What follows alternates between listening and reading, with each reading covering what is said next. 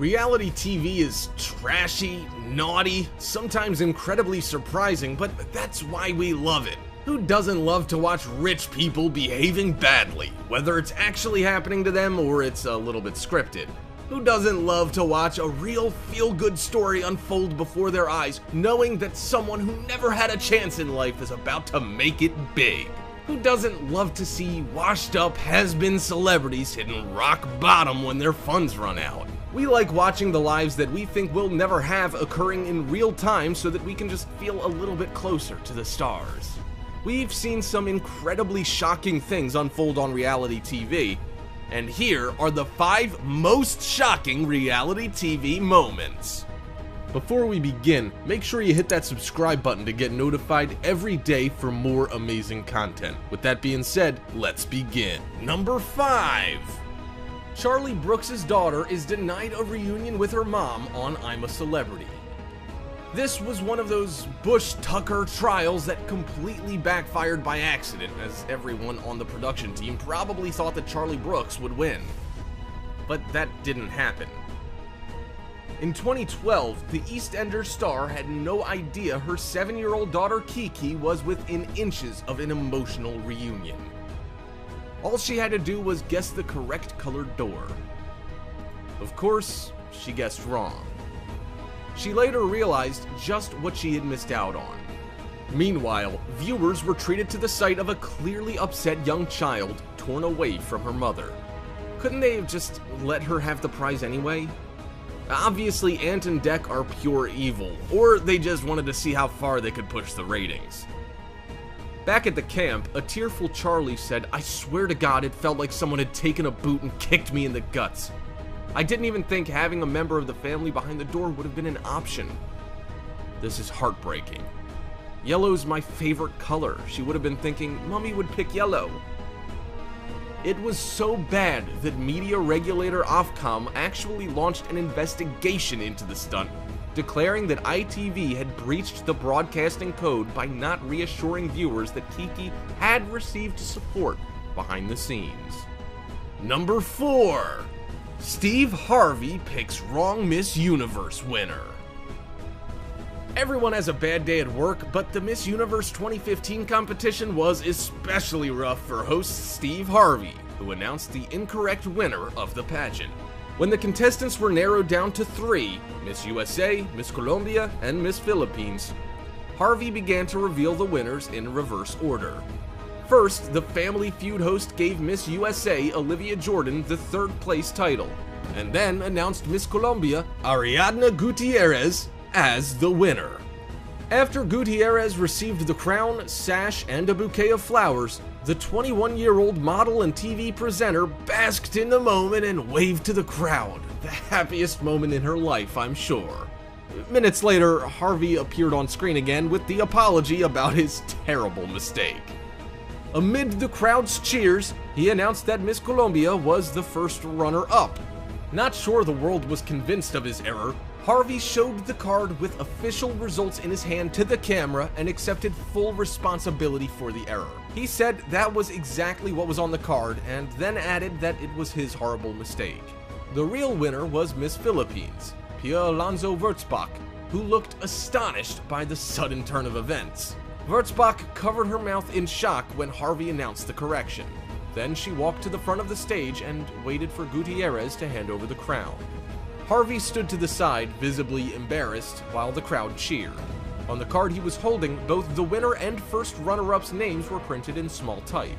The almost unbelievable ending to the pageant was televised live in many countries, including on the Fox network in the United States. Social networking sites also lit up with instant reactions. ESPN's Darren Rovell called it the worst mistake in TV awards show history. After the pageant snafu, Harvey apologized wholeheartedly to Miss Colombia and Miss Philippines for his huge mistake on his Twitter. Pageant organizers also issued a statement apologizing to Miss Colombia and Miss Philippines, as well as their fans. On social networking sites, some people quickly came to Harvey's defense though. Someone wrote on Twitter that we've all made mistakes in our careers and lives. He encouraged Harvey to keep the faith and keep going strong. Charles M. Blow, yes, that's his real name, An op-ed columnist at the New York Times also cautioned people not to be too hard on Harvey. As for the former contestant Ariadna Gutierrez, it would be easy for her to hold a grudge against Harvey, but they actually became friends later. In fact, the nightmare experience opened up new opportunities for Gutierrez. The runner-up ended up appearing in the movie XXX, The Return of Xander Cage, with Vin Diesel, and launched her own sunglasses line. Number 3. Oscar Fail 2017. The biggest mistake in Oscars history happened after La La Land was wrongly named the Best Picture. The winner then had to hand the award over to Moonlight after the mistake was noticed. Embarrassingly enough, the La La Land team were halfway through their victory speeches when it was noticed that the wrong film name had been read out by Warren Beatty and that Moonlight was actually the winner. Jordan Horowitz, La La Land producer, announced the mistake to the gasps of a shocked crowd holding up the card clearly showing the winner was Moonlight. Brian Cullinan and Martha Ruiz, the partners at PricewaterhouseCoopers who count the votes, established the winners and placed them in sealed envelopes before giving them to the awards presenters, were looking like the ones responsible for the error. The accountancy firm had previously boasted that their 83-year-old contract had never come up for tender because they were always doing such a good job. An official statement has since been delivered, clarifying that the company entrusted to manage the winning envelopes was at fault. The company has since released an apology, saying that the presenters had mistakenly been given the wrong category envelope and, when that was discovered, was immediately corrected. They had no idea how this could have happened, and they deeply regretted the incident. Playbacks from the ceremony show Cullinan, Ruiz, and other behind-the-scenes Oscar staff taking to the stage to discuss the mix-up. Producer Fred Berger gamely continued with his speech before admitting defeat that they lost, as stars and crew of La La Land shuffled off the stage and handed their gold statuettes to a jubilant Moonlight team. Soon after the award was announced, there was another twist, as Emma Stone revealed she was holding her Best Actress card the entire time. Despite this, director Barry Jenkins wrote how he was still speechless over the win, posting a photo of the Moonlight announcement card alongside the message. The shocking twist, itself worthy of an award, capped off a slightly disappointing night for La La Land, which also failed to pick up many of the technical awards it was expected to win, though the film did pick up Best Director, Best Actress, and Cinematography. In total, Chazelle's film took home 6 awards. Moonlight, meanwhile, in addition to the night's biggest award, ensnared Best Supporting Actor as well. Number 2. Vietnam War 1970, CBS camera rolls as platoon comes under fire. Vietnam was the first television war. The medium was in its infancy during the Korean conflict, its audience and technology still too limited to play a major role. The first living room war, as Michael Arlen called it, began in mid-1965, when Lyndon Johnson dispatched large numbers of US combat troops, beginning what is still surely the biggest story television news has ever covered. The Saigon Bureau was, for years, the third largest the networks maintained, after New York and Washington, with 5 camera crews on duty most of the time. In 1970, CBS News embedded with an Alpha Troop 1st Squadron 9th Cavalry Regiment in Vietnam, and was there when the platoon came under fire. The infantrymen, the Blues of the Air Mobile Unit, were sent in whenever the troops had a known or suspected enemy to fight. The men were headed home from investigating a series of North Vietnamese army bunkers when Sergeant Craig Jorgensen made eye contact with an enemy soldier hiding in the foliage and gripping an AK-47. Jorgensen, a Ranger veteran and 3-time Purple Heart recipient, started firing at the same times as the enemy. Jorgensen was pretty sure he had hit his man, but as the firefight erupted, the body on the trail disappeared.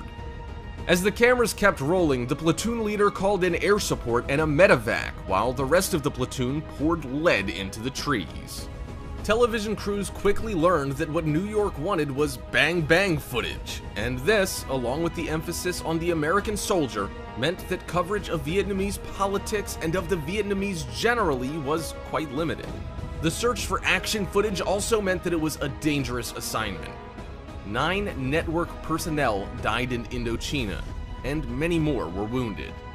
These incidents were dramatic, but far from typical of Vietnam coverage. Blood and gore were rarely shown.